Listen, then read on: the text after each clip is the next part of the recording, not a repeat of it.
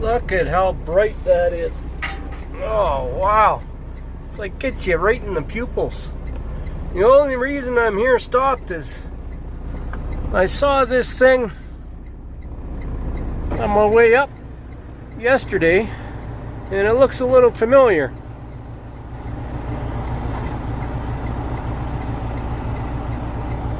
Now, I had that truck. That's my old truck. I'm down here in Oklahoma. I think that's my old truck. I sold it to a guy from Oklahoma at the auction in 2020, 4 years ago. That's got to be my truck. It's for sale. Huh. He was buying it to run all these windmill projects that are on the go. It wasn't a lot of horsepower in that thing.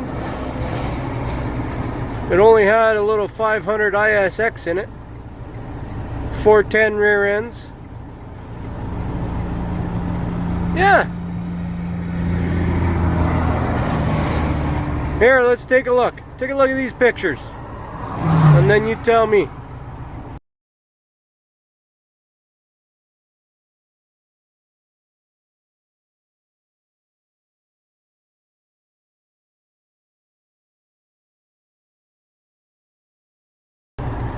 Well, I wonder how it would go over at home if I came down here and bought that back. You know? Take off that axle, take that sleeper off, put a big sleeper on there. Oh yeah, that was a good truck. I did a lot of stuff to that truck. Hopefully it worked okay for that guy. I did a lot of motor work to it. Transmission was rebuilt. Huh, look at that, hey? Alberta to Oklahoma, and I found her again. Good morning. We got loaded out yesterday, and I did something that I'm not a big fan of.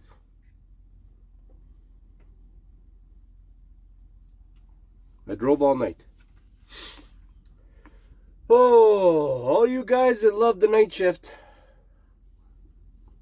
Like even my facial hair is just having, now I know what women talk about when they say they're having a bad hair day. I'm having a bad beard day.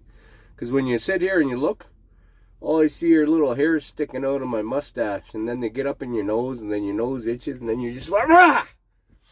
Anyway, it's a thing. Anybody with a beard understands, it's a thing. Drove all night, can't stand it. I don't know how people do it. Because as soon as that sun rises, boom, I'm up. You know, I'm up. I'm like, okay, well, let's get stuff done. And I'm like, no, you only slept for like 3 hours, man. Anyway, we started having a little bit of an issue. Yeah, it's just a minor issue. I mean, it's an issue. It's always an issue on a truck. Air leaks. If you wake up in the morning and your truck and trailer have no air, you have an air leak somewhere. For the longest time, you know, you wake up in this truck, start her up in the morning, the air is fine, right? Air held. But lately, I've been noticing it's been doing this, dropping. And I found the issue last night, but here's how you tell. I'll just show you this. First start in the morning. So we'll turn the key on, do all our stuff, and I'll tell you what right now, if you hear that annoying noise and you see this readout, then you know you've got no air. And then we go over here And these are air pressure gauges. This is my secondary gauge for the trailer, primary gauge for the truck. Okay, this is how it should be. We still got, what's that, 118 pounds of pressure. Here we got not 118 pounds of pressure. So it's somewhere on the truck, and I found it last night. I couldn't find it for the longest time, but last night she finally became audible, so it's getting worse, so I gotta get her handled. Let's get this fired up though, so we can get some air into this. When you're firing it up, always watch your oil pressure, make sure that goes up. Because if that doesn't go up, you want to shut that thing off right away, because that means you're going to have your own little set of boom booms. And that means something blowing up your engine. And then you handle all the rattles in the door, because you went over some Oklahoma roads and nothing. So see, it built up pressure. That noise went away. We're getting out of the red. And now we're building up the air pressure. And it holds while we're driving, so it's whoa, hold on here. Come on now. There we go. Okay. You got to get up there too. So once it gets up to 118, then they'll both go. Probably get to about 150, and then you'll hear a psh, and they'll level out. Come on now. Any truck drivers know this stuff, but anybody that doesn't know truck driving and how these air pressure systems work, see how it builds up? Builds up really fast. These compressors, they keep up pretty good, and they do a pretty good job. That could be why there's so much money too. So now we got even.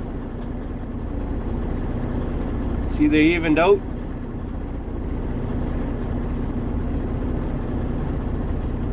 We're gonna get to a point here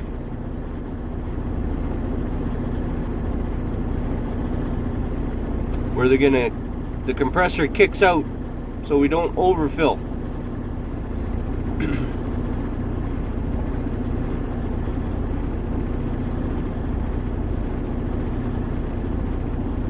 Usually about 140, actually 142, I believe, something like that.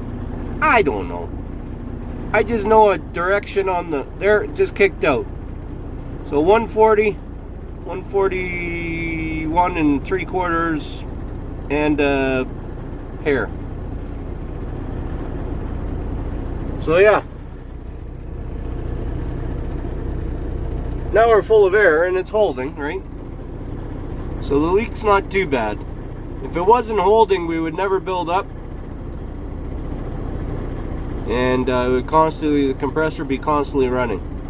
But it's holding a little bit, but I know it's leaking. So we'll go find it. We'll get this thing warmed up a bit, and then I'll go show you where the leak is. Here's our camping spot for the night. Okay, our pressures are still good. Still got oil pressure. Alright. Let's go check out check out the load, I guess. You haven't seen it yet. This is one of the stops I like to stop at. It's a pullout on a back road in a small town. So yeah, I had to throw that tarp up in there because there's some cardboard, this cardboard box a little bit, a couple cardboard crates, that big blue thing up there, just a crate here. Under here we had to tarp one little thing, but it's easier to throw the whole tarp on her. We only got 17,000 pounds, so we're bobbing around with just the two wheels up, or with the two axles down. But yeah, it just poured and poured and poured. Look at, I like stopping here because if I'm Doing my usually morning thing. I go for a quick walk in the morning, walk around this place, look for some wildlife. A couple hooligans at the playground this morning by the sounds of it. Yeah, we know what you're cute now, but we know what you're gonna grow up into. So I was mucking around, and it's tough to tell when it's windy. You can't hear nothing. But when it's nighttime, you can hear it. This bag has a hole in it. I don't know if you can get in there and hear it.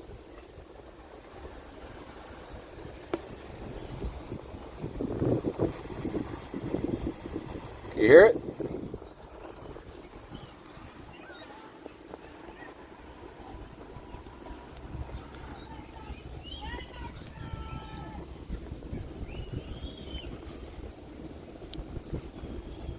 Hold on. Put a bunch of spit on it and you'll see it come out there. Sorry to show that. See that? See the bubbles?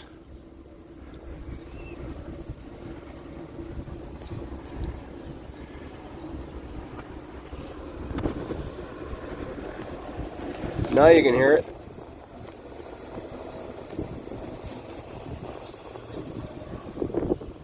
So, yeah.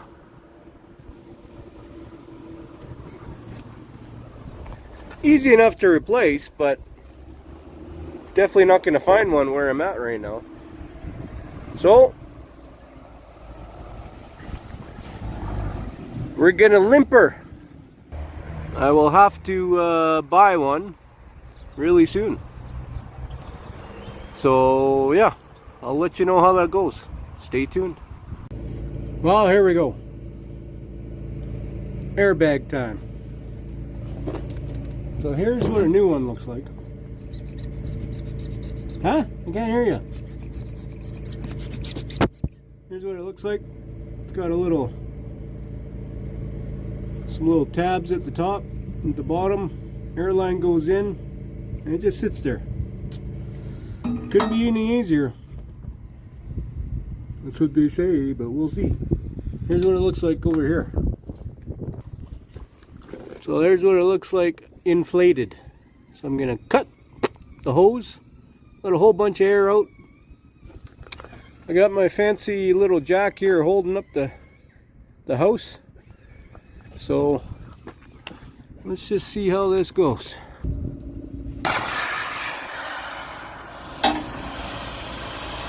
That's what I got.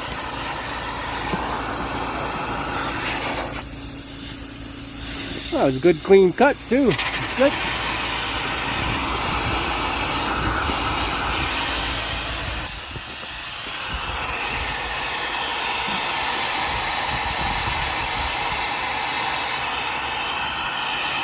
I'm just gonna pry it out of there and just break it. There we go. Through the magic of television, we got it out. There's a little bit of cursing and swearing, but not too much. You just want to make sure you get this thing. Oh, I had to switch my boards around too, so I wasn't denting the skin of the trailer. So that's it right there. Now I'm just going to clean that up. Somehow jam this new one down in there. Hook up the airline. And away we go. Alright, so we got that all out now. That's done. There's how she's sitting. No air in it yet. Let's go fire up the truck and see what she does.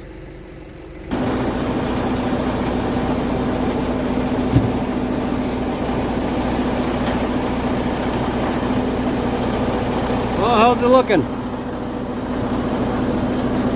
Yeah, it's full. Nothing to it. Well, a little bit of farting around. Able to pop it out of there, no problem. Put the new one in and we're good to go. So that airbag is fixed, so that's fantastic. We got that done, holding there. 90 bucks. We're empty. See the trailer? All empty. Running on one set of axles, one axle. And I got another surprise for you. For all you OCD folk. There you go. Hey? There you go. We fixed her up. We're gonna go. I can't find them. Can't find them. Those clear ones can't be found. This is a 2022 trailer, and those clear ones can't be found. So we went with the red. All right, we're done. Heading home for the weekend. Gonna take a week off, do some moving and all that fun stuff. Take care. Enjoy the sunshine. Hopefully everybody's doing well where you are. Take care again. Bye for now. One more story about that truck there, that yellow tri-drive. I had it hauling fluid, produced water and oil and chemicals and stuff in Alberta, tri-drive, and it was hauling a stainless steel tanker this particular time. Had a guy on it, he wanted to just do one extra trip. I was already in bed. These guys are usually, we had him on a cycle, so he should go home. The guy that was coming in to take over, he got sick, so then this guy decided, I'll do one more trip, gets a little extra money in my pocket, but of course it was late at night. Falls asleep, right? Driving down the road, falls asleep, into the ditch, hits the approach. So this is a gravel road coming onto the highway. Thankfully just a 2-lane highway. Hits the approach, does a Dukes of Hazzard over the approach, lands in the other ditch, in the other side, drives out onto the highway. These tri-drives, I tell you what, they're strong. And proceeds 5 miles down the road and delivers. And then drives back. When he hit that approach, it might have looked something like this. Launched up, landed on the other side. So I come in the next day, I'm like, oh, why is that truck here? And his name was Brad. He's sleeping in the sleeper. He goes, I just want to let you know I hit the ditch last night. I'm like, what? So now we're looking all around the truck. I'm like, oh yeah. So we see the trailer's got a little damage to it. Hauling a full load of fluid, so it landed. Busted some airbags and some saddles for airbags and some of the suspension. And then some of the stainless steel trailer, so some of the supports holding the barrel. And I said, geez, man, are you okay? He goes, I don't know, my back doesn't feel so good. So, you know, well, get in there and get checked, you know. Turns out he broke his back. He had no air in the seat, so when he landed, compressed, broke his back just above his tailbone. So he was off for like 6 months. But that truck, you know what? That yellow truck, so that trailer was gone. It was down for about 2 months getting repairs.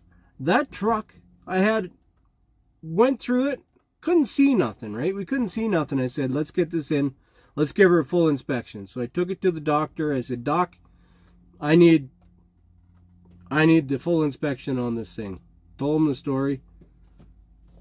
One cross member, an aluminum cross member underneath the cab that holds the frame together, cross member, was cracked. That was it. I didn't even get another alignment. Replace that cross member, it was working the next day. I kid you not. That's why I think they are some of the strongest trucks I've ever seen. We did a Dukes of Hazzard jump over an approach with a fully loaded trailer, drove it out the other side, fixed a cross member, and drove it for 3 more years. And then we sold it to the guy in Oklahoma. Crazy. Crazy, crazy. Later, Gators.